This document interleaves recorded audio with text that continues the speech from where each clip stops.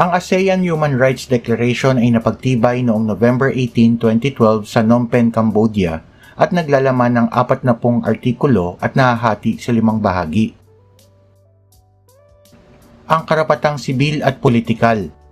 Sa bahaging ito ng Deklarasyon ng Karapatang Pantao ng ASEAN ay inisa-isa ang karapatan sa buhay, malayang paggalaw, kalayaan sa anumang uri ng pang-aalipin, pananakit at kalupitan. Ang kalayaan ng isang individual sa paggamit at pagkakaroon ng mga ari-arian, karapatan sa nasyonalidad, karapatan sa pag-iisip, konsensya at relihiyon, at pagboto at pagsali sa eleksyon.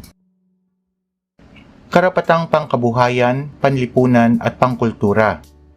Ang karapatang magkaroon ng trabaho at maayos na lugar ng trabaho.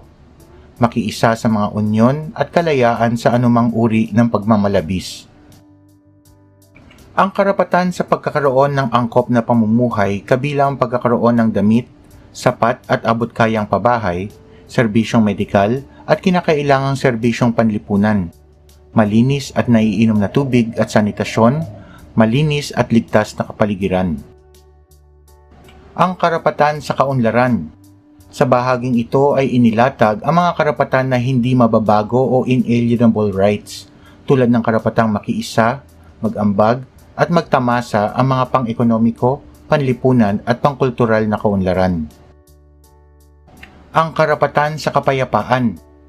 Ang karapatan ng mga pamayanan na magkaroon at matamasa ang kapayapaan, pagkakaisa at pagpapanatili ng kanilang napiling relihiyon.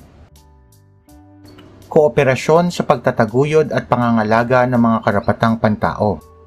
Ibinahagi dito na ang mga kasaping bansa ng ASEAN ay may iisang interes at pangako na itaguyod at bigyang proteksyon ang mga karapatang pantao at pangunahing kalayaan na kanilang makakamit sa pamamagitan ng kooperasyon